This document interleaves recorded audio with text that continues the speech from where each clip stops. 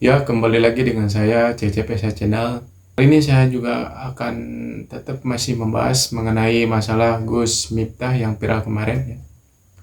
Dan berita Gus Miftah itu kini telah sampai ke negara tetangga kita ya, yakni Singapura dan juga Malaysia ya. Untuk lebih lanjut, mari kita lihat videonya.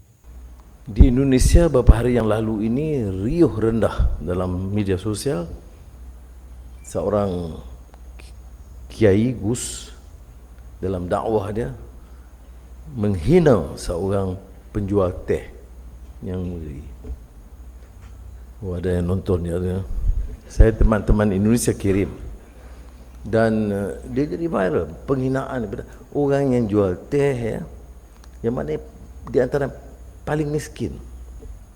Tapi ini pendakwah, dua pendakwah dengan ketawa, dengan menyeluruh di kalangan rakyat, sehingga Presiden Prabowo Subianto memberi kenyataan yang agak keras, dan akhirnya Gus pendakwah Kiai itu berkunjung ke daerah si penjajah itu dan mohon maaf. Tapi ini satu contohnya pengalaman bahawa pengangkuhan sombong itu kadang-kadang bukan sahaja di kalangan orang yang tidak tahu agama, tidak tahu orang tak semestinya, orang yang paham agama, yang bicara tentang Islam, akidah dan solat dan sunat, tetapi bila timbul kedekatan begitu dia lihat, dia boleh menghina. Dan saya pun saya lihat itu dikirim oleh teman saya di Indonesia, saya rasa aneh ya, agak luar biasa. Tapi bagi saya pengajarannya menginsafkan. Saya terus lihat, saya kena sebut ni di perbandaran energy transition. Apa makna bagi orang-orang seperti ini? Maka carilah kaedah di bank dengan catatan keuntungan besar. Apa kedudukan orang yang termiskin yang bekerja dengan kita? Apa makannya, rumahnya di mana, gajinya berapa? Jabatan-jabatan, keluarga pemandu kita, keluarga penjaga kita yang paling daif, ambil perhatian. Ya, Indonesia masuk FYP Singapura nih, gengs. Jadi gue tuh baru pulang dari Singapura dan gue melihat bahwa Indonesia masuk FYP-nya orang-orang di Singapura. Tapi FYP-nya bukan karena prestasi, malah karena kasus dari Gus Miftah. Jadi ketika gue lagi di MRT, gue duduk sebelah sama orang Melayu. Nah, ketika gue ngeliat HP-nya nggak sengaja, gue melihat bahwa TikTok-nya itu isinya adalah tentang Gus Miftah. Terus malamnya ketika udah di hotel, gue mencari tahu tentang kasus Gus Miftah. Oh gini toh ternyata. Jujur ketika gue ngeliat videonya, gue bener-bener mau nangis saat itu juga, gengs. Yang belum lihat videonya, ini videonya. Es tehmu juga kira? Masih? Ya kono didol goblok.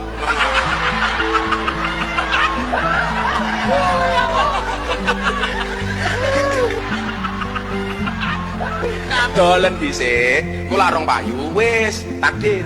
Seorang Gus itu kan orang yang dihormati lah ya, lebih tahu Islam dibandingkan kita-kita ini masyarakat umum. Seharusnya bisa mencontohkan sesuatu yang benar di mata publik, tapi ternyata apa yang dia lakuin, ya dia itu ngata-ngatain orang yang mencari nafkah secara halal itu dengan kata-kata goblok. Dia ini seorang panutan loh, apakah dia sudah mencontohkan sesuatu yang baik untuk kamu itu panuti? Dan kalian udah lihat belum video permintaan maafnya? Saya juga minta maaf kepada masyarakat atas kegaduhan ini yang merasa terganggu dengan candaan saya, yang dinilai oleh masyarakat mungkin berlebihan.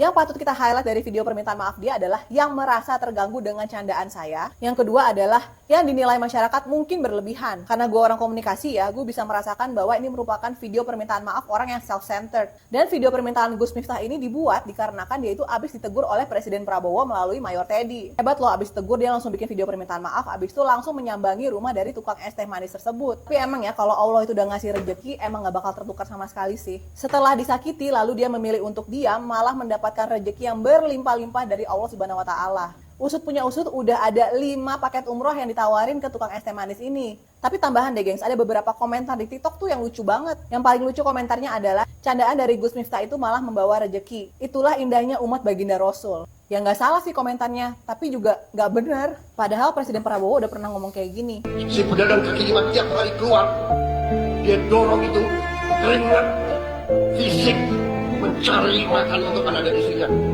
Itu yang kita hormati. Mereka mulia, mereka jujur, mereka halal. Seharusnya pejabat publik itu bisa menjaga lisan dan bisa menjadi contoh bagi masyarakat. Nah, kalau pejabat publik kayak gini, apa yang bisa jadi contoh ya? Ya mungkin dengan viralnya video Gus Miftah itu, mungkinkah menjadi suatu kebanggaan buat kita ataupun itu menjadi sebuah aib bagi negara kita ya.